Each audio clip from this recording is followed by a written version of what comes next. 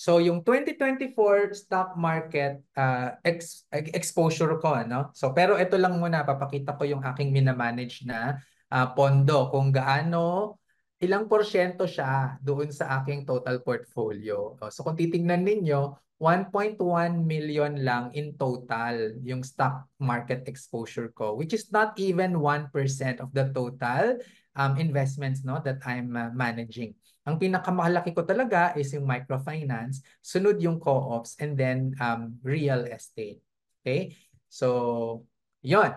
So, ano yung mga stock market exposure ko, no? So, una, meron akong mutual fund, no, through a brokerage firm. So, lahat ay index investing yung sa akin. Wala talagang individual.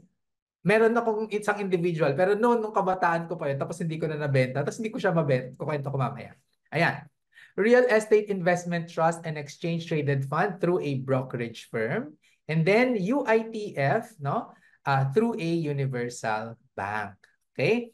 So, anong una kong ipapakita sa inyo? Yung, Exchange Traded Fund at saka REITs. Okay. So, ito yon. Ay, nakikita niyo ba? Ay, Okay sorry. na po, sir. Okay Okay na. na, okay na. Andyan Yung ngayon. download folder ko nga yung nakikita. No? Ayan. Oh, sorry, ito. Ulitin natin para makita ninyo. So, yan, no? Pag makita ninyo, no? Yan yung stock market exposure ko. Less than 1%. Talagang ang priority ko ay microfinance, cooperatives, and then real estate. Meron ding MP2 at saka mga bonds, no? Pero mga government treasury yan usually. So ito yung mga stock market exposures ko, no? So unahin natin yung exchange traded fund at saka yung real estate investment trusts, no? So yung nakabilog diyan ay yung naka-red diyan na rectangle. Yan yung kaisa-isahang exchange traded fund natin sa Pilipinas, no? At yan yung sinasabi nga ni um, ano First Metro, no? Philippine Index Fund. Pero tingnan nyo yung exposure ko, nasa 12,000 pesos lang yung exposure ko diyan, no? Hindi talaga malaki. Tapos makikita nyo din yung iba, no, a few thousand pesos lang nilalagay ko sa mga REITs. Okay? Tapos ito yung isa, yung makikita nyo dito, yung kaisa-isang naiwan ko na individual stock investing, yung Philippine Mining Corporation, yung PX, no? Ito yung may lugi na 10,000 pesos.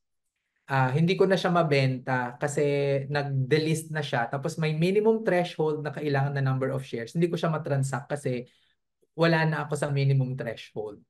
Anyway, ganun talaga, 'di ba? So, yan, no? Yan yung isa. So this is with an online this is through a brokerage firm then that the online ko siya ginagawa. Tapos, meron din ako through a mutual fund, no? Na kinuha ko through a brokerage firm. Ito yung mas malaki-laki. At ito naman talaga yung ginagawa ko ay ano, um, ito yung peso cost averaging talaga. So ang nilalagay ko dito ay 10,000 pesos every month. Pero kung makikita ninyo, nung March 2020, kung saan pinakamababa at bumaba, no? Bumaba yung stock market. Yung opening balance ko, kung mapapansin nyo, 251,000. O tapos bumili ako, 'di ba, ng 200,000. Kung kailan yung mga tao ay kinakabahan, mga ganyan kasi down yung market, ang bakla bumili. Oh, 'di ba? So, ganun kasi kapag down yung market, doon ka bibili. Pero ilan lang yung nilagay ko? 200,000 pesos. As against how much yung aking minamanage? Ang laki-laki naman ng 300 million yung minamanage. So, maliit lang ito, no? So, yan. So, negative 15% siya. Pagdating ng December 2020, nag-positive na siya. Kasi nga, medyo nag-rebound na yan eh. Kasi naano ko yung dip talaga nung March 2020. Pero 10.4% yan. Tapos December 2021, 14.76%. Pero ano yan ha, cumulative all throughout. So kung ino-nominal natin yan ay nagsimula ako na mag peso cost averaging I think ng 2018 eh. So kung 2018, 19, 20, 2021, 18, 19, 20, 21, no? So 3 years yon.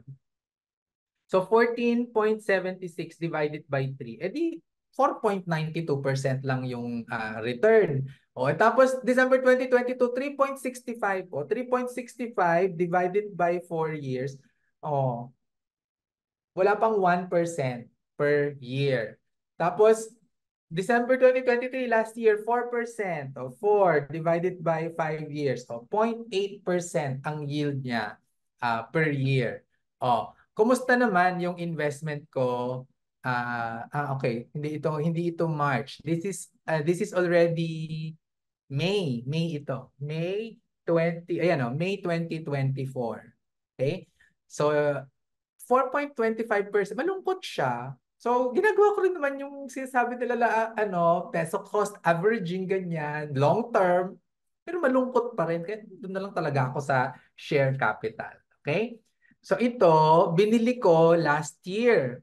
Kasi bumaba yung market. So, ang nilagay ko lang naman ay 100,000. So, may kita siya ngayon na 7,000 pesos. So, inaantay ko lang siya na mag 10,000 na kita. Tapos pag naka 110,000 na siya, ibebenta ko na, i-enjoy ko na yung 10,000 pesos. So, ganun yung ano ko diyan, ganun yung tingin ko sa stock market. Hindi talaga siya yung sa investment ko dito sa UITF na yan, no? Kasi pag titignan mo talaga, mas okay yung investment ko sa kooperatiba. Kung if trinak ko yan, no? Sinimulate ko kung yung 1 million pesos na nilagay ko sa noong 2005 sa stock market at finalo ko yung stock market, 3.08 million pesos siya ng 2023. Hindi pa rin naman siya masama, ano? Nag-triple yung 1 million pesos mo. Pero over what? Over a period of how many years? That's how ano yan? 2015, that's 18 years? Tama ba? Oo, that's 18 years. Tapos yung isa naman sa share capital, yung 1 million pesos, kung doon sa mga pinag-investan ko ilalagay natin siya, it's 8.78 million already. So why am I not investing a lot of my investable portfolio in the stock market? Because it's very unpredictable and highly speculative. At ano no, yung ang emphasis niya talaga ay on future earnings, and there's too much uncertainty with that. Tapos yun pa, yung sa social side, it really benefits just top 1% of the society, and it is too profit driven. Kaya ayoko siya. Okay?